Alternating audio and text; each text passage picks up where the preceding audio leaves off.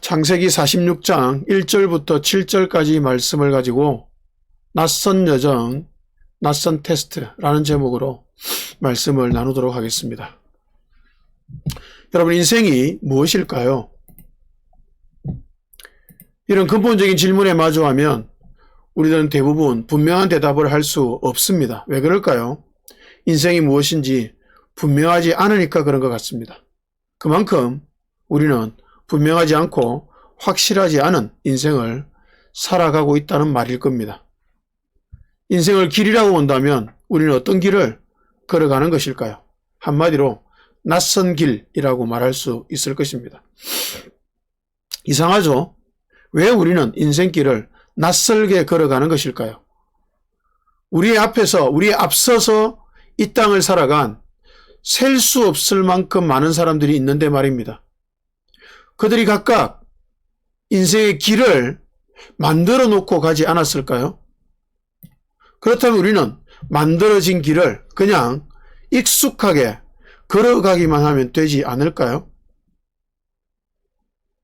그런데 하다못해 길 같지 않은 산길을 걸어가도요, 그 산길조차도 산에 그냥 사람들이 계속 걸어가기만 해도 그곳에 길이 생기고요, 그 길을 따라서 사람들이 산길을 걸어가면 되지 않습니까? 그런데 왜 인생이라는 길은 그렇게 많은 사람들이 걸어갔음에도 불구하고 그렇게 되지 않는 것일까요? 왜 인생이라는 길은 아직까지도 여전히 낯선 길일까요? 앞선 사람들이 걸어간 길이 확실한 길이 되어서 그 길을 따라 걸어가기만 하면 되는 그런 삶이라면 얼마나 쉬울까요? 그런데 우리 인생에 그런 일은 없는 것 같습니다. 사람은 아무리 앞선 누군가의 삶을 보고 배운다고 해도요, 결국 자신이 걸어가는 길은 다시 새로운 길, 다시 낯선 길이 됩니다. 한 사람의 인생을 그대로 복제해서 똑같이 살아가는 것은 불가능하기 때문입니다. 존경하는 누군가가 있어서 그 사람의 인생을 열심히 보고 배우고 아무리 똑같이 따라서 살아간다 해도 그 삶은 또 다른 삶이 됩니다. 절대로 똑같은 삶은 될 수가 없는 것이죠. 그런 의미에서 인생의 특징은 누구에게나 한 가지는 똑같다고 말할 수 있을 것 같습니다. 낯선 길이라는 점이죠. 세상을 살아가는 그 누구에게도, 부자에게도 가난한 사람에게도, 권력자에게도 힘이 없는 서민에게도, 하버드를 졸업한 석학에게도, 초등학교밖에 나오지 못한 사람에게도 인생이라는 길은 예외 없이 낯선 길입니다. 자, 그렇다면 이 낯선 길을 우리는 어떻게 걸어가야 할까요? 야곱에게서 이 낯선 길을 걸어가는 법을 배웁니다. 어떻게 걸어가야 되겠습니까? 첫 번째는 제사입니다. 46장 1절을 함께 읽겠습니다. 이스라엘이 식구를 거느리고 그의 모든 재산을 챙겨서 길을 떠났다. 브엘세바에 이르렀을 때에 그는 아버지 이삭의 하나님께 희생 제사를 드렸다. 70명이나 되는 온 식구를 거느리고 야곱은 이집트라는 낯선 땅으로 가야 할지 아니면 가나안 땅에 계속 머물러야 할지 얼마나 고민이 많았겠습니까? 여러분, 가나안 땅은 약속의 땅이었습니다. 아브라함이 약속받아서 그곳으로 이주해온 땅이었고 그 땅에 아브라함의 자손들은 머무는 것이 너무나 당연한 일이었습니다. 그런데 상황이 굉장히 많이 바뀌었죠. 약속의 땅에 머물고 있었는데 약속의 땅에서 계속 먹고 살기 힘든 상황이 된 겁니다. 기근이 계속되는 거죠. 그래서 애굽으로, 이집트로 내려가야 되는 그런 결단의 순간이 왔습니다. 그 약속의 땅인데 조상들이 그곳에 살기 위해서 낯선 땅으로부터 이주를 해왔고, 낯선 땅으로 이주해와서 이제 그 땅에서 3대, 4대에 걸쳐서 자리를 겨우 잡은 그 땅이었습니다. 하나님의 약속이 있는 땅이었습니다. 그곳을 떠난다는 것은 결코 쉽지 않은 일이었습니다. 그런데 야곱이 그곳을 떠나서 대제국 이집트로 가려고 결단을 했습니다. 그 결단이 되기까지 야곱의 마음이 얼마나 어려웠을지가 어느 정도 짐작이 될 것 같습니다. 그러나 야곱은 어려움에도 불구하고 이집트로 떠나기로 결단을 했습니다. 그리고 희생제사를 드렸다고 성경은 기록하고 있습니다. 왜 희생제사를 드렸을까요? 낯선 여정에서는 하나님의 인도하심이 없으면 안 되기 때문이었을 것입니다. 아마 이집트로 내려가기로 결정할 때에도 하나님과 소통을 했을 것입니다. 야곱은 큰 고민과 결정을 앞두고는 하나님을 만났던 경험이 과거에도 많았기 때문에 야곱은 어려운 결정 앞에서 아마 하나님과 제대로 소통을 했다라고 짐작할 수 있을 것 같습니다. 야곱은 알았습니다. 인생에서 가보지 않은 길을 걸어가야 할 때는 바로 그때는 참으로 하나님을 만나야 할 때라는 것을요. 그리고 하나님의 뜻을 묻고 순종해야 할 때임도 알았습니다. 그리고 하나님의 인도하심을 받아야 할 때임을 야곱은 너무나 잘 알았습니다. 여러분, 낯선 길에서 가장 우선적으로 필요한 것은 제사, 오늘날로 말하자면 예배입니다. 우리는 인생이라는 낯선 길을 걸어갑니다. 코로나19라는 사상 초유의 사태를 맞이하면서 우리는 인생이 낯선 길을 걸어가는 여정임을 뼈저리게 느끼고 있습니다. 이 낯선 인생길을 걸어가면서 가장 우선적으로 우리는 무엇을 해야 될까요? 예배해야 합니다. 그런데 무엇이 예배일까요? 우리가 오해할 수 있고 착각할 수 있는데요. 예배당에 모여서 예배하는 것만 예배라고 착각할 수 있습니다. 그래서 어떤 교회들처럼 예배당에 모여서 이 코로나의 시대에도 예배당에 꼭 모여야 한다라고 그렇게 주장하는 사람들도 있습니다. 여러분, 그것은 참으로 어리석은 주장입니다. 예배는 개인 예배와 공동체 예배가 있습니다. 그리고 가정 예배도 있죠. 예배는 모든 것이 다 중요합니다. 그러나 그 모든 예배의 기본은 개인 예배입니다. 여러분, 예배의 기본은 개인 예배라는 사실을 명심하시기 바랍니다. 공동체 예배가 중요하긴 한데요. 공동체 예배가 있기 때문에 개인 예배를 드리지 않는다면 오히려 그 공동체 예배는 개인 예배를 망가뜨리는 위험한 요소가 될 수도 있습니다. 개인 예배가 살아있어야 하고 개인 예배를 드리는 개인들이 모여서 함께 공동체 예배를 드려야 합니다. 그래야만 그 예배가 참된 예배가 될 수 있습니다. 주일 하루 1시간 예배 드리는 것으로 예배의 의무를 다했다라고 생각하면서 나머지는 자기 마음대로 살아간다면 그것은 결코 예배자로서의 삶이 될 수가 없습니다. 이 낯선 인생길을 걸어가는 우리는 항상 예배해야 합니다. 주일날 모여서 예배해야 되고 개인 예배, 말씀 묵상을 통해서 개인 예배를 매일매일 드려야 하고 그리고 우리의 일상을 예배하는 마음으로 살아가야 합니다. 우리의 삶 전체가 바로 예배이기 때문입니다. 우리는 각자 낯선 인생길을 걸어가고 있습니다. 개인 예배인 말씀 묵상에 더 힘을 써서 낯선 인생길에 주의 인도하심을 누려가는 우리 모두가 되시기를 먼저 축복합니다. 두 번째, 주의 뜻을 알아가는 것입니다. 낯선 인생길을 걸어가야 되는 그 두 번째 방법은 주의 뜻을 알아가는 것입니다. 낯선 인생길입니다. 먼저 간 사람이 많음에도 낯설다는 것은 먼저 간 사람들의 그 길이 우리의 길이 되지 못하기 때문입니다. 그렇다면 우리는 조상의 뜻, 부모님의 뜻, 그리고 주변 사람들의 뜻에 우리 자신을 맞추어서는 안 될 것입니다. 그들도 모두 낯선 길을 힘겹게 걸어갔을 뿐이고 올바른 길을 만든 사람들이 아니기 때문입니다. 여러분, 사람은 각자 자신의 길을 힘겹게 걸어갈 뿐입니다. 우리 부모님들도, 우리 친척들도, 우리의 동료들도, 우리 앞서서 길을 걸어간 모든 조상들도 자신에게 주어진 낯선 길을 힘겹게 걸어갔을 뿐입니다. 여러분, 그분들이 걸어간 그 길을 만든 것이 아니라는 말입니다. 여러분, 우리 인생에 길을 내시는 분, 길을 보여주시는 분은 그 조상들이 아니고요. 앞서간 믿음의 사람들도 아니고요. 앞서간 사람들도 아니고요. 오직 주님뿐입니다. 그래서 우리는 주님의 뜻을 알아가는 것을 인생에서 가장 중요하게 여겨야만 합니다. 믿음의 조상들의 그 삶을 참고할 필요는 있지만 그들의 삶이 절대적으로 길이 아니라는 사실을 알아야만 할 것입니다. 창세기 46장 3절 4절 함께 읽겠습니다. 하나님이 말씀하셨다. 나는 하나님 곧 너의 아버지의 하나님이다. 이집트로 내려가는 것을 두려워하지 말아라. 내가 거기에서 너를 큰 민족이 되게 하고 나도 너와 함께 이집트로 내려갔다가 내가 반드시 너를 거기에서 데리고 나오겠다. 요셉이 너의 눈을 직접 감길 것이다. 야곱에게 하나님이 말씀하셨습니다. 이집트로 내려가는 것이 하나님의 뜻임을 말씀하셨죠.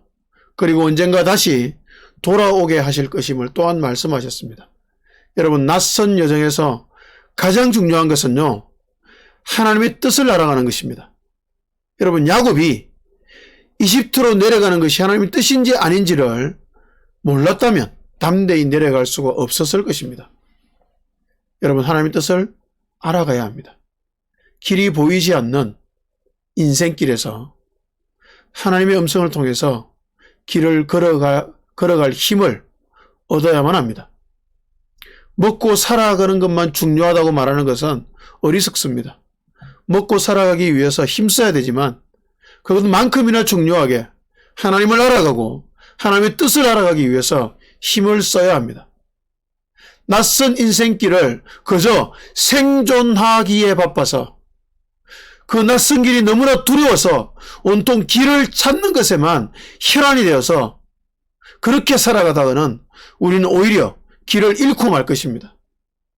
여러분, 인생에서 길은요, 하나님의 뜻입니다. 하나님의 뜻만이 우리가 걸어가야 될 올바른 길입니다. 하나님의 뜻을 알아가면서 우리는 우리가 걸어가야 할 길을 자연스럽게 알 수 있게 될 것입니다. 하나님을 알아가고 하나님의 뜻을 알아가기 위해서 말씀에 더 집중하는 우리가 되면 좋겠습니다. 그것만이 참되고 바른 길을 걸어갈 수 있는 유일한 길임을, 유일한 방법임을 믿습니다. 세 번째, 변화를 향한 결단과 행동입니다. 개인 예배와 공동체 예배와 일상의 예배를 통해서 하나님의 뜻을 알아가고 나면 우리는 무엇을 해야 될까요? 46장 6절 함께 읽겠습니다. 야곱과 그의 모든 자손은 집짐승과 가나안에서 모은 재산을 챙겨서 이집트를 바라보며 길을 떠났다. 아브라함이 본토 친척 아비 집을 떠난 것처럼, 그래서 가나안을 향해서 간 것처럼 야곱은 이제 그 약속의 땅 가나안을 떠나서 낯선 땅인 이집트로 떠났습니다. 여러분, 이게 말씀드린 것처럼 굉장히 힘든 일이었을 겁니다.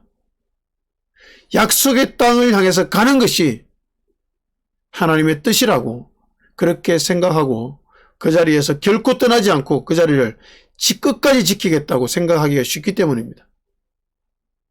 여러분, 우리가 명심해야 될 사실이 있습니다. 한 번 약속의 땅이라고 해서 영원히 약속의 땅인 것은 아니라는 사실입니다. 한 번 교회라고 해서 영원히 교회인 것도 당연히 아닙니다. 여러분, 과거 유명한 설교자들이 세웠던, 위대한 설교자들이 세웠던 교회들이 지금 있을까요? 없을까요? 다 없어졌습니다, 여러분. 대부분 없어졌어요. 한국교회가 참으로 이상하게 흘러가는 것 중에 하나가요, 무슨 교회라고 이러면 그 교회가 영원해야 될 것이라고 생각하는 겁니다. 여러분, 그것은 착각입니다. 왜 무슨 교회라고 이러면 그 교회가 영원해야 될까요? 여러분, 왜 말씀의 빛교회라는 교회가 영원해야 될까요? 저는 전혀 그렇게 생각하지 않습니다. 말씀의 빛교회라는 그 교회는 영원할 필요가 전혀 없습니다. 우리가 살아있을 동안, 또 우리의 뜻이 맞는 동안, 우리가 하나님 앞에서 바르게 살아가기 위해서 함께 뜻을 모으고 걸어가는 동안 말씀의 빛교회가 존재하면 되는 겁니다. 한 번 말씀의 빛교회라고 해서 그 교회가 영원해야 되는 것이 결코 아니라는 말입니다. 영원해야 될 필요가 없습니다. 영원한 것은 무슨 교회라는 그 교회가 아니고요, 하나님이시고 하나님의 말씀입니다. 그 외에는 영원한 것은 없습니다. 예배당 안에서 예배하던 관습을 끝까지 고수해야 된다고 주장하는 것은 참으로 어리석기 짝이 없는 일입니다. 여러분, 예배는 영원해야 되지만 예배하는 관습은 얼마든지 바뀔 수 있습니다. 여러분, 세상은 끊임없이 변해갑니다. 세상이 변하면 변한 세상에 대해서 새롭게 하나님의 말씀이 적용되어야 합니다. 여러분 명심하십시오. 말씀은 변하지 않지만 말씀에 대한 적용은 변해야 합니다. 시대에 맞게 적용이 변해야 하는 것입니다. 원리는 변하지 않지만 시대마다 적용점은 달라지는 것이 하나님의 말씀입니다. 하나님의 뜻이란 것은 고정된 그 무엇이 아니란 말입니다. 과거에도 동일한 그 뜻, 그 말씀이 오늘도 동일하게 고정적으로 기계적으로 적용돼야 된다고 생각한다면 참으로 어리석은 일입니다. 그것은 참으로 큰 오산입니다. 주님이 오셔서 율법도 완전하지 않다고 말씀하셨습니다. 그리고 새로운 은혜를 주셨습니다. 율법은 하나님이 모세에게 직접 주신 것인데도 말입니다. 여러분, 말씀의 원리는 같지만 시대마다 그리고 상황마다 말씀이 새롭게 해석되고 적용되어져야 한다는 사실을 명심하시기 바랍니다. 그래서 신자에게는 새로운 세상의 상황 또는 개인의 상황 속에서 새로운 하나님의 뜻을 발견해가는 것이 매우 중요합니다. 이렇게 하나님의 뜻을 새롭게 알게 되면 어떻게 해야 될까요? 그 뜻을 향해서 결단하고 행동해야만 합니다. 결단도 행동도 없이 그저 해오던 대로만 계속 살겠다는 것은, 그리고 절대로 그것을 바꾸지 않겠다는 것은 신앙의 삶이 결코 아니라 오히려 가장 불신앙적인 삶일 것입니다. 여러분, 변하지 않는 것이 참된 신앙이라는 것은 착각입니다, 여러분. 변해야 신앙입니다. 변해야 신앙이에요. 세상은 바뀌었는데 신자는, 그리고 교회는 결코 바뀌지 않겠다는 것은 쓸데없는 고집일 뿐이고요. 그 쓸데없는 고집을 피우다가는 결국 망할 수밖에 없습니다. 저는 신학 공부를 하고 목사가 되기까지 많은 시간이 걸렸습니다. 왜 그랬을까요? 헷갈렸기 때문입니다. 제가 목사가 되는 것이 타당한 일인지 저는 모르겠더라고요. 게다가 나이가 들어서 신학 공부하는 사람들이 가족을 건사하지 않고 무책임하게 신학 공부에만 올인하고 목회에만 올인하는 모습을 제가 많이 보았습니다. 그러면서 가족들은 재정적인 어려움을 당하면서 굉장히 고생하더라고요. 저는 너무나 무책임하게 보였습니다. 그래서 저는 그러기 싫었습니다. 그래서 주님께 혼자 조용히 기도했죠. 하나님, 만일 저는 신학 공부를 한다고 해도 제가 가족 생활비를 벌면서 할 겁니다. 만약에 그럴 수 없다면 저에게 목사하라고 말씀하지 마세요 라고 주님께 기도를 했었습니다. 그런데 40대 중반의 어느 날 마음에 큰 도전이 주어지더니 이제 신학 공부를 하지 않으면 견디지 못할 마음이 되었습니다. 그래서 삶을 정리하고 경기도로 올라와서 학원을 운영하면서 신학 공부를 하게 되었던 것입니다. 여러분, 저는 그 결정이 참으로 쉽지 않았습니다. 둘째가 아직 중학생이었을 때였기 때문에 그 아이 뒷바라지를 할 수 있을지 없을지 걱정이 되기도 했기 때문입니다. 그런데 신학 공부를 할 수 있는 거의 마지막 시기라고 저는 생각을 했고, 그래서 결단하고 행동을 했습니다. 주변의 학원 강사인 동료들은요, 한편에서는 미쳤다고 말했고요, 또 한편에서는 대단하다고, 부럽다고 그렇게 말하기도 했습니다. 자신의 꿈을 따라서 간다고 그렇게 부러워하기도 했습니다. 그런데 저는 사실 굉장히 두려웠습니다. 정말 생존할 수 있을까? 완전히 망해버리는 것은 아닐까? 하는 두려움이 제 마음속에 엄습해 왔습니다. 그러나 말씀이 주는 충동에 의지해서 결단하고 행동했던 것입니다. 그 결과 어떻게 되었을까요? 지금의 행복을 누려가고 있습니다. 오늘 아침 묵상에 박상희 집사님께서 댓글을 다셨습니다. 세상의 눈으로 볼 때 전혀 기쁘지 않을, 행복하지 않을 그런 상황을 행복이라고 기쁨이라고 말씀하시는 그 모습이 아름답다고 그렇게 댓글을 다셨습니다. 지금 저희 삶이 세상에서 볼 때는 행복일 수가 없다라고 생각이 됩니다. 노후가 전혀 보장되지 않는 그런 삶을 지금 저는 살아가고 있거든요. 근데 저는 무한하다고 할 만큼 너무나 큰 행복을 누려가고 있습니다. 제 인생에 이렇게 큰 행복을 누려갈 수 있으리라고는 한 번도 상상해 본 적이 없습니다. 제 인생은 언제나 힘들고 고달팠고 고통스러웠거든요. 그런데 제가 이 행복을 누려가는 동안, 누리는 이 과정을 겪어오는 동안 쉬웠을까요? 결코 쉽지 않았습니다. 힘들고 어렵고 두려운 일들이 너무나 많았습니다. 삶을 다 정리해서 경기도로 올라왔는데 여기서 정말 망해버리는 것은 아닐지 참으로 두려울 때가 많았습니다. 그런 두려움의 시간을 보내면서 저는 무엇을 했을까요? 말씀을 묵상했습니다. 하나님의 뜻을 구하고 찾았습니다. 그랬더니 두려움은 있었으나 두려움에 잠식당하지 않고 하루하루 버티고 견디며 살아올 수 있었습니다. 교회를 개척했고 또 여러 과정을 거쳤고 심장이 찢어질 것 같은 아픔도 겪었습니다. 그 뒤에 또 여러 과정을 거쳐서 지금의 교회가 되었습니다. 그 모든 과정 중에 아픔과 두려움과 슬픔이 너무나 분명한 아픔과 슬픔과 두려움이 저에게 있었습니다. 그러나 저는 부산에서 경기도로 올라와서 지금까지의 시간이 제 인생에서 가장 행복한 시간들이었음을 고백하지 않을 수가 없습니다. 여러분, 행복은 아픔이 없어서 주어지는 것이 아닙니다. 행복은 아픔과 슬픔과 두려움과 절망을 극복하면서 주어집니다.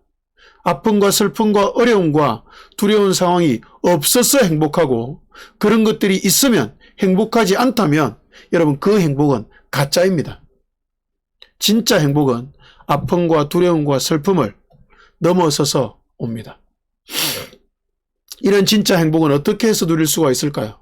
저희 경험으로 말씀드릴 수 있는 것은 말씀을 묵상하고 말씀을 통해서 하나님의 뜻을 발견하고 그 뜻에 우리의 삶을 걸고 결단하고 행동할 때 주어진다라고 말씀드릴 수 있을 것 같습니다. 예배하고 주의 뜻을 깨달아가고 무엇보다 고정되고 딱딱한 성경 지식이 아니라 이 시대를 해석할 수 있고 우리 자신의 삶을 해석할 수 있는 지혜를 말씀을 통해서 얻어야 합니다. 그리고 자신을 향한 선한 충동을 받고 그 충동에 자신의 삶을 던질 결단을 하고 행동을 해야 합니다. 그 과정을 통해서 우리는 낯선 인생길을 가장 올바르고 행복하게 걸어갈 수 있을 것이라고 믿습니다. 이 길을 겸허하게 잘 걸어가시는 우리 모두가 되시기를 진심으로 축복합니다. 이것보다 복된 인생은 없기 때문입니다. 낯선 인생길을 걸어가면서 이렇게 걸어갈 수 있다면 이것보다 더한 복은 없을 것입니다. 세 번째, 낯선 테스트를 생각해 보도록 하겠습니다. 인생길이 낯선 이유 중에 중요한 이유가 한 가지 있습니다. 그것은 인생이 테스트의 연속이라는 점입니다. 우리 인생이 테스트의 연속이라는 사실에 대해서 잘 인식하지 못하는 것 같습니다. 그래서 테스트가 낯설죠. 그러나 인생의 중요한 요소 중 하나가 테스트임을 잘 알아야 할 것 같습니다. 두 가지의 테스트를 생각해 보겠습니다. 첫 번째, 하나님의 테스트입니다. 하나님이 아브라함을 테스트하셨습니다. 아들 이삭을 제물로 바치라는 테스트였죠. 아브라함은 그 테스트를 받기 전에 수많은 삶의 여정 속에서 믿음이 자랐습니다. 그래서 하나님의 테스트를 잘 통과했습니다. 여러분, 하나님은 사람을 테스트하십니다. 성경에서 시험이라는 표현은요, 세 가지 의미를 지닙니다. 시련이라는 의미가 있고요, 유혹이라는 의미가 있고요, 테스트라는 의미가 있습니다. 그 중에 테스트는 특이하게도 하나님이 주시는 것입니다. 하나님은 자기 백성의 믿음과 신앙의 수준을 테스트하십니다. 그런데 테스트에 통과할 수 있는 비결은 이성과 합리성을 뛰어넘어 순종하는 것입니다. 이성적으로 그리고 합리적으로 보면 아브라함이 독자 이삭을 제물로 바치는 것은 말이 되지 않는 일입니다. 아브라함은 이 말이 안 되는 말에 조건 없이 순종함으로 테스트에 통과한 것입니다. 아브라함은 이 테스트를 통해서 자신의 믿음을 하나님 앞에서 증명해 보였습니다. 그런데 오늘날에도 이런 테스트가 있을까요? 하나님은 우리를 테스트하실까요? 하신다면 도대체 어떻게 하실까요? 꿈에 나타나셔서 내 아들을 제물로 바쳐라 이렇게 하실까요? 그럴 리가 없습니다. 그렇게 천편일률적인 하나님이 아니시기 때문입니다. 오늘날에도 하나님은 신자를 테스트하신다고 저는 믿습니다. 그런데 어떻게 테스트하실까요? 제가 경험한 바를 말씀드리면 하나님은 하나님의 테스트에 대해서 조금은 감을 잡으실 수 있지 않을까 생각이 됩니다. 오래돼서 제가 정확한 금액을 모르겠는데요. 50만 원인지 30만 원인지 자꾸 헷갈리는데요. 제가 두어 번 설교에서 이미 말씀드린 내용입니다. 다시 한번 말씀드리겠습니다. 한 형제에게 당시 저로서는 제법 큰 금액을 후원한 적이 있었습니다. 여러분들이 아마 들으신 분이 있을 겁니다. 마이너스 통장을 제가 사용하고 있었고요. 마이너스 통장에서 생활비를 쓰고 있을 때였습니다. 그때 어떤 형제와 교제하고 있었는데 어느 날 마음에 도전이 주어졌습니다. 그 형제에게 50만 원을 후원하라는 감동이었습니다. 그냥 제 생각이겠지라고 생각하고 무시했습니다. 아니 무시하고 싶었습니다. 왜냐하면 저는 그 50만 원을 후원할 수 있는 상황이 아니었기 때문이었습니다. 그런데 또 마음에 도전이 생겼습니다. 그 형제에게 50만 원을 후원하라는 도전이었죠. 똑같은 도전이었습니다. 몇 번을 무시해도 여전히 그 도전 앞에 저는 서게 되었습니다. 그래서 순종하기로 결단했습니다. 마이너스 통장에서 생활비를 사용할 때였기 때문에 저에게서는 제법 큰 결단이었습니다. 그런데 집으로 돌아가면서 마음이 식었습니다. 그 다음날 아침이 되면서 또 식었습니다. 점점 금액을 줄이기 시작했고요. 그러다가 그냥 하지 말자 라는 것으로 스스로 마음의 결정을 내리고 말았습니다. 그리고 잊어버렸는데요. 그 다음 주에 그 형제를 또 만났습니다. 어떤 모임에서 만났는데요. 그 모임은 묵상 나눔을 하고 모임을 시작했습니다. 묵상 나눔을 하는데 그 형제가 그 나눔을 통해서 자기 가정에 딱 50만 원이 필요한 상태임을 고백하였습니다. 저는 망치로 뒤통수를 한 대 얻어맞는 느낌이었고 그 자리에서 당장 50만 원을 형제에게 이체시켜 주므로 후원을 했습니다. 하나님이 저를 테스트한 것이라는 생각이 들었고요. 저는 그 테스트에 통과하지 못할 뻔했다가 겨우겨우 턱걸이로 테스트에 통과한 셈이 되었습니다. 턱걸이로라도 테스트에 통과했다는 사실이 저에게는 굉장히 다행스러운 일이었습니다. 이 경험을 통해서 저는 하나님이 주시는 도전이 무엇인지 알게 되었습니다. 제 마음에 어떤 생각이 들어오면 그것이 그냥 생각인지 하나님이 주시는 도전인지 이제 조금은 분별할 수 있게 된 것이죠. 그 이후로 저는 크고 작은 마음의 도전들에 대해서 순종하려고 노력하면서 살아왔습니다. 그랬더니 어느 순간부터는 하나님이 저에게 주시는 선한 충동에 대해서는 그다지 어렵지 않게 순종할 수 있게 된 것 같습니다. 저는 그 선한 충동이 하나님이 저를 테스트하는 것이라고 생각합니다. 지금도 저에게 선한 충동들이 간간히 주어집니다. 저는 그러면 그 선한 충동에 최선을 다해 순종하려고 노력합니다. 합리적으로 생각한다면 마이너스 통장 쓰면서 무슨 다른 사람을 후원합니까? 저는 예전으로 생각한다면 예전에는 저는 정말 그렇게 생각했습니다. 자기 앞가림도 못하면서 다른 사람 돕는 것은 정말 말도 안 되는 짓이라고 그렇게 생각을 했거든요. 그런데 저희 그 합리적인 생각으로 본다면 하지 않는 것이 맞는 일이었습니다. 그러나 하나님이 저에게 주신 충동이라고 생각되었기 때문에 합리성을 뛰어넘어서 순종했던 것입니다. 그런 순종을 할 수 있는지 없는지에 대해서 하나님이 저를 테스트하셨다라고 생각이 됩니다. 여러분, 그런 합리성을 뛰어넘는 순종을 할 수 있는지 없는지 하나님은 우리에게 수시로 테스트 하신다라고 저는 생각을 합니다.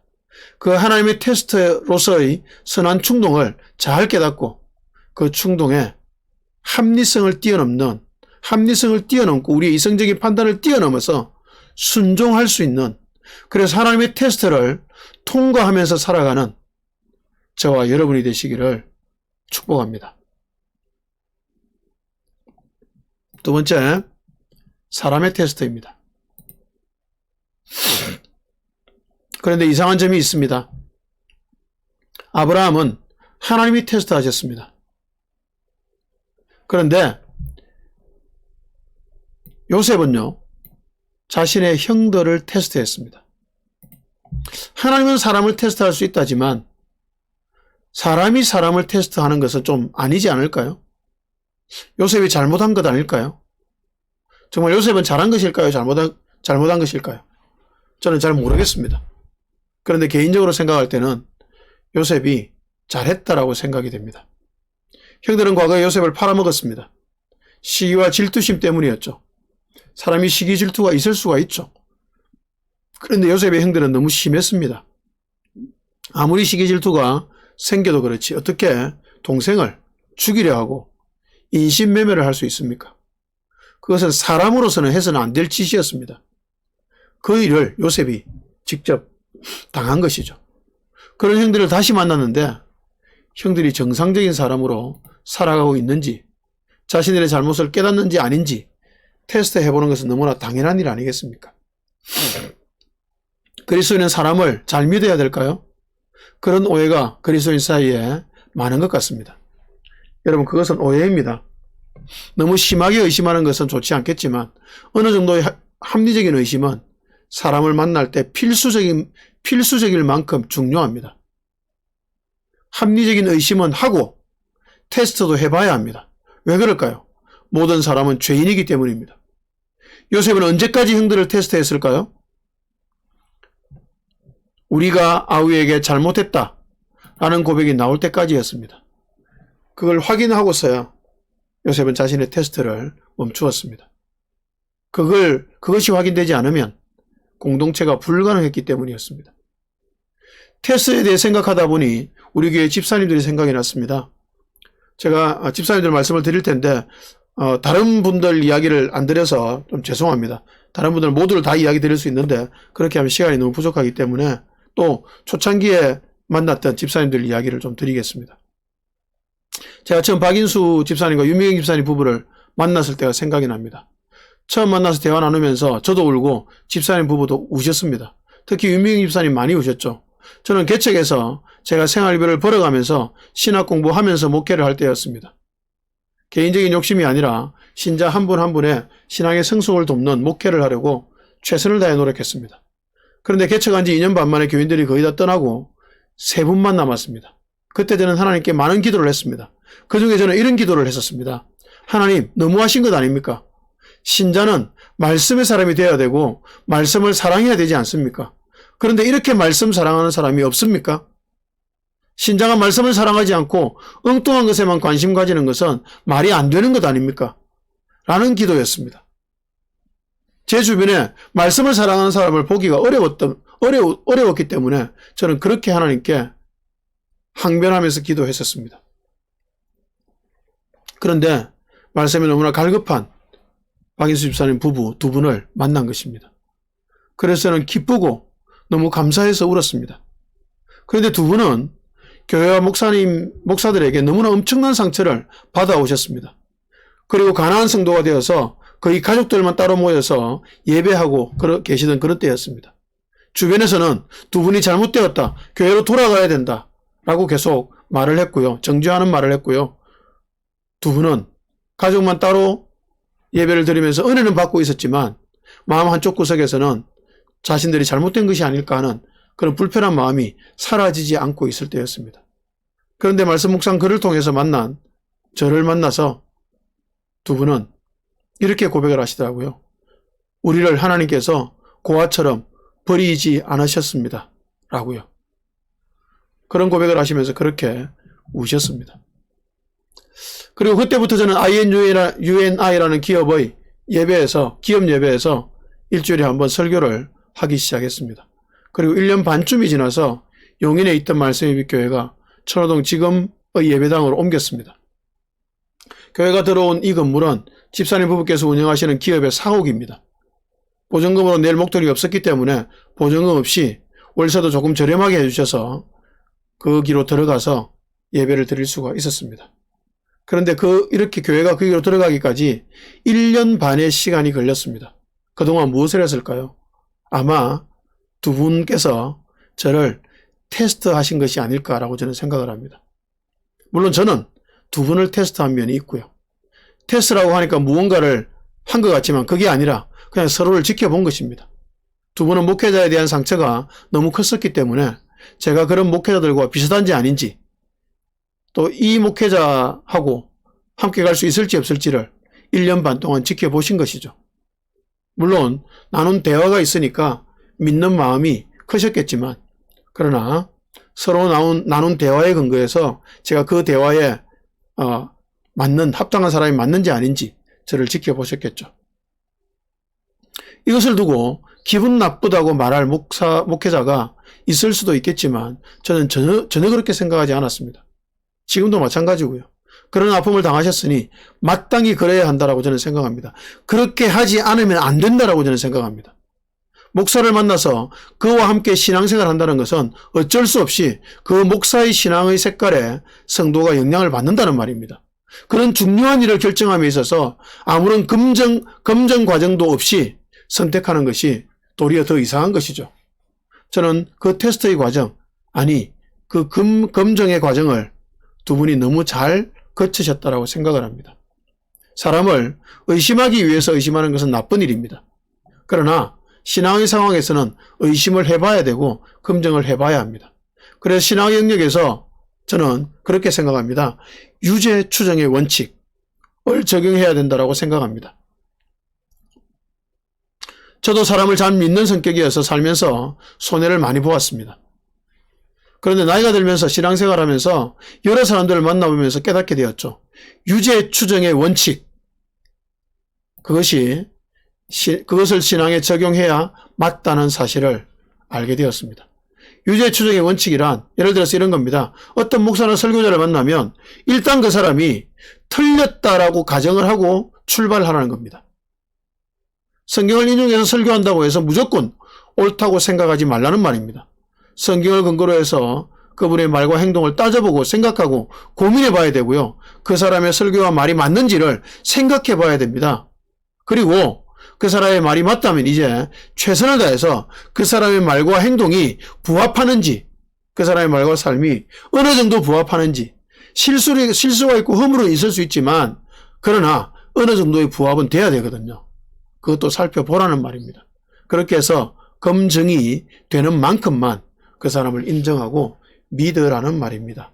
그런 의미에서 신앙의 영역에서는 무죄 추정이 아니라 유죄 추정의 원칙이 맞다라고 저는 생각합니다. 목사인 저의 입장에서 성도를 만날 때도 똑같이 해야 한다는 말이기도 합니다. 교인과 교인 사이인데 똑같이 신자의 입장인데 무조건 믿어야 한다는 생각은 너무나 잘못된 생각입니다. 저도 여러분도 아시다시피 교인 중에 사기꾼이 얼마나 많습니까? 사기꾼까지는 아니어도 교인 중에 이상한 인격을 가진 사람이 또 얼마나 많습니까? 교인 쉽게 믿다가 당하고 손해보고 목회에 어려움을 겪은 목회자가 얼마나 많은지 모릅니다. 우리 모두는 죄인입니다, 여러분. 목사도 교인도 모두 죄인입니다. 그러니 너무 믿으려 하지 말고 테스트의 시간, 즉 검증의 시간을 가질 필요가 있을 것입니다. 그것이 인생을 살아가는 지혜라고 저는 생각을 합니다. 두 분 집사님은 저와 만나자고 연락을 하시기 전에 이미 여러 달 동안 제 페이스북을 살피면서 저를 테스트해 보셨다고 말씀하기도 하셨습니다. 심지어는 저희 페이스북 친구들을 살펴보시고 어떤 사람들과 친구를 하고 있는지도 살폈다고 하셨습니다. 저와 페이스북 친구인 한 목사님이 부모님이 농사 지으신 감자를 판매하시는데 그 감자를 구입해서 드셔보시기도 했다고 말씀하시더라고요. 두 분 집사님과는 이런 테스트의 과정을 거쳤기 때문에 서로에 대한 신뢰가 깊은 편이라고 저는 생각을 하고 있습니다. 두 분 집사님 맞으시죠? 아니면 제가 부끄러워지는데 말입니다. 박상인 집사님과의 만남도 생각이 납니다. 집사님께서 저희 묵상글을 읽으셨고 저에게 한번 만나자고 말씀하셨습니다. 저는 처음에 거절을 했습니다. 다음에 또 요청을 하셨는데 그래서 만났습니다. 집사님께서 이것저것 저에게 물어보셨고 네, 집사님 완전 맞습니다라고 이야기해 주셨네요. 이것저것 저에게 물어보셨고 저는 최선을 다해서 대답해 드렸습니다. 박상희 집사님이 신학적인 질문도 저에게 하셨고요. 목회자와 성도 간의 관계에 대한 질문도 하셨습니다. 집사님이 직장인 성경 공부의 간사로 사역하고 계셨는데 다니셨던 교회에서 목사님들이 대부분 그 집사님의 그 부분을 성경 공부하고 이렇게 교인들 섬기는 부분을 인정해 주지 않으셨기 때문에 아픔을 여러 번 겪으셨습니다.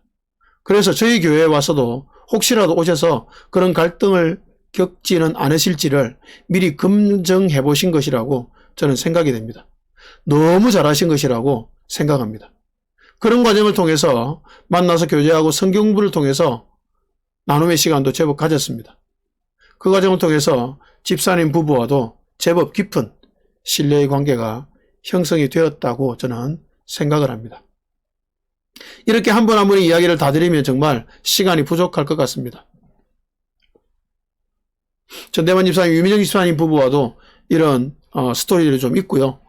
다른 분들과도 이런 과정들이 때로는 길게 때로는 짧게 있었습니다. 그만큼 저와 성도 여러분 사이에는 건강한 테스트와 검증의 시간들을 많이 보낸 것 같습니다. 꼭 필요한 과정이었습니다. 그렇게 건강하게 테스트하고 검증했기 때문에 우리는 지금 이런 코로나의 시대에도 서로에 대한 신뢰가 무너지지 않고 도리어 더 견고해지고 있는 것이 아닐까라고 생각이 됩니다.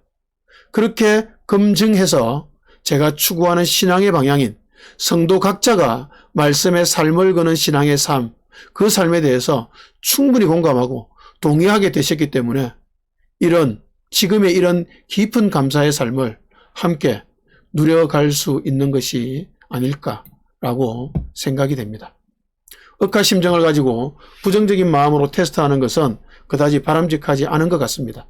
그러나 긍정적인 관점으로 올바르게 상대를 알기 위해서 테스트하고 검증하는 과정은 서로에게 꼭 필요한 것 같습니다. 섣불리 마음을 쉽게 내어주지 마시고 천천히 검증하고 테스트하는 시간을 가져야 되는 것이 건강한 관계를 만들어가는 길이 아닐까라고 생각이 됩니다. 여러분, 사람은요, 믿는 것이 아니고 믿어지는 것이 맞습니다. 내가 저 사람을 믿어야지 라고 절대로 생각하지 마시기 바랍니다. 내가 저 사람을 믿어야지 라고 생각하는 것은 어리석은 생각이고 틀린 생각입니다. 아닙니다, 여러분. 사람은 믿어져야 합니다. 살다 보니 저 사람을 검증하는 시간들을 보내다 보니 저절로 믿어지는 겁니다. 억지로 믿는 것은 틀린 겁니다, 여러분. 저절로 믿어져야 돼요. 테스트의 과정 또는 검증의 시간을 가지면서 천천히 가까워져 갈 때 사람은 서로에 대해서 믿어야 한다, 말아야 한다 라는 등의 생각을 할 필요조차도 없어지는 것입니다. 언젠가부터 서로에 대한 신뢰가 쌓여있는 것을 발견하게 되는 겁니다. 믿어지는 것이죠. 여러분, 믿어져야 합니다.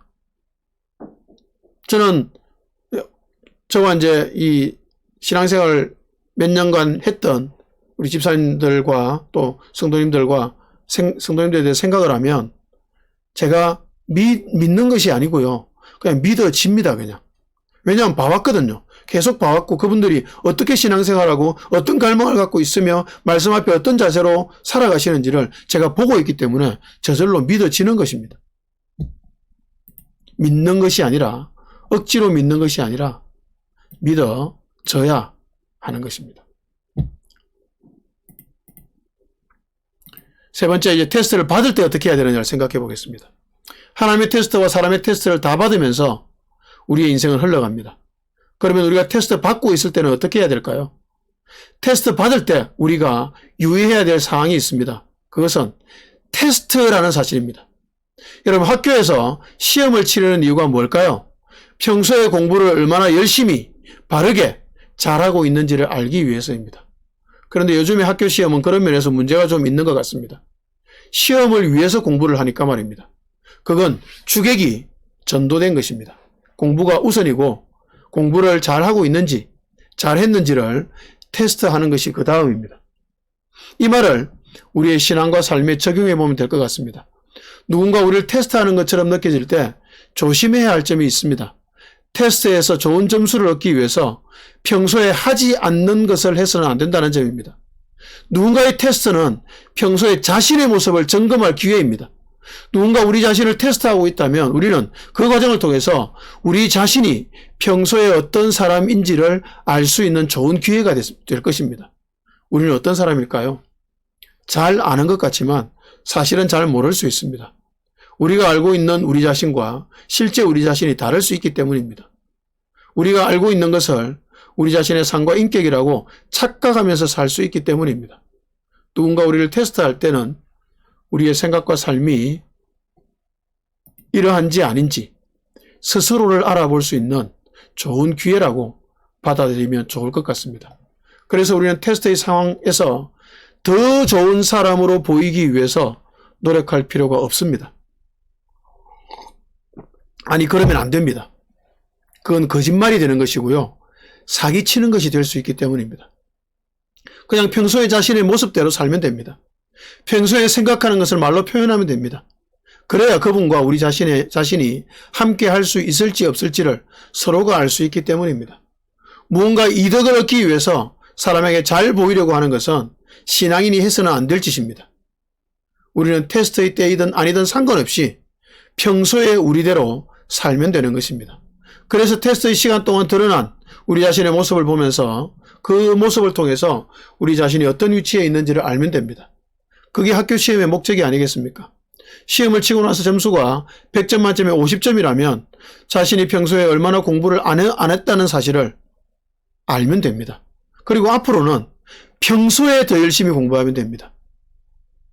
하나님이 선한 충동을 주셨습니다. 그런데 그걸 순종하지 못했습니다. 그러면 나의 신앙의 수준이 이것밖에 안 되는구나. 앞으로는 조금 나아지면 좋겠다 정도로 생각하면 됩니다. 그리고 일상에서 하나님과 더 가까워지기 위해서 무언가를 할 결단을 해나가면 되는 겁니다. 테스트는 그야말로 자신의 현재 신앙과 삶의 수준을 볼 수 있는 기회인 것입니다. 만약 아브라함이 이삭을 바치지 못했다면 어떻게 되었을까요? 아브라함이 망했을까요? 그럴 리가 없다고 저는 믿습니다. 하나님은 또 아브라함을 믿음의 조상이 되도록 이끌어 가셨을 것입니다. 다만 좀 늦어지고 좀 돌아가게 되었을 것이고 삶에서 고난을 조금 더 당했을 수도 있겠죠. 그러나 아브라함의 믿음의 수준이 그 정도밖에 되지 않는다면 그렇게 조금 돌아가면 되는 것입니다. 믿음의 수준은 안 되는데 억지로 빨리 가려고 하다 보면 오히려 무리수를 두게 됩니다. 그리고 외식하는 신앙인이 되고 맙니다. 여러분, 그것이 더 비참하고 무서운 것입니다. 억지로 더 좋은 사람으로 보이려고 노력하지 마시기 바랍니다. 자신의 한계와 모습을 있는 그대로 보여주는 솔직함이 테스트에 임하는 가장 바람직한 모습이라고 생각됩니다. 그러면서 오늘날 교회들이 목회자를 청빙하는 과정이 참으로 문제가 많다라고 저는 생각이 됩니다. 그저 설교 한두 번 들어보고 그 목회자와 교인 중에 대표들이 와서 면담 한두 번 해보고 그리고 결정하는 겁니다. 그러면 그 목회자가 실제로 어떤 사람인지 절대로 알 수가 없습니다. 그러면 가장 바람직한 목회자 청빙의 방법이 뭘까요? 저는 그렇게 생각합니다. 함께 이 공동체 생활을 하고 있는 사람 중에서 누군가 저 사람은 신앙적으로, 인격적으로, 그리고 성경의 지식적인 면에서도 저 사람 정도면 목회자가 되면 좋겠다라고 공동체가 동의가 되는 그 사람을 세워서 교회가 신학교를 보내주는 겁니다. 그리고 그 사람이 목회자 수업을 받아서 목회자가 되어서 그 교회, 본교회로 와서 목회를 하는 것. 그것이 저는 가장 바람직한 과정이라고 생각이 됩니다. 왜요? 그렇게 하면 테스트의 과정, 검증의 과정을 교인들이 다 거친 것이거든요. 그래서 부작용이 최소화될 수 있기 때문입니다. 여러분, 우리는 하나님에게든 사람에게든 테스트를 받는 상황이라면 절대로 더 좋은 모습을 보이려고 노력하지 마시기 바랍니다. 그냥 우리 자신의 모습을 있는 그대로 솔직하고 담담하게 보여주면 됩니다. 다시 말하면 우리의 일상을 하나님과 동행하는 삶, 말씀과 함께하는 삶을 살아가려고 노력하고 테스트의 때에도 그냥 그 모습을 있는 그대로 보여주면 되는 것입니다. 그렇게 담담하고 평범하게 우리의 매일을 말씀 안에서 살아가는 우리 모두가 되면 좋겠습니다. 말씀을 요약하고 결론을 내리겠습니다. 우리 모두는 낯선 인생길을 걸어가면서 낯선 테스트를 받게 될 것입니다. 말씀의 삶을 걸고 말씀을 통해 하나님의 뜻을 알아가는 것에 삶을 걸고 발견한 하나님의 뜻에 따라 삶의 방향을 바꾸는 것을 결단하고 행동하는 과정을 통해서 우리는 이 낯선 인생길을 그리고 낯선 테스트들을 잘 통과해 갈 수 있을 것입니다. 그리고 본질적인 행복을 누려가는 행복한 인생길이 될 수 있을 것입니다. 그 과정을 통해서 이 낯선 인생길을 참으로 행복하게 걸어가는 그리고 낯선 테스트들도 행복하게 잘 통과해가는 저와 여러분이 되시기를 주님 이름으로 축복합니다. 아멘.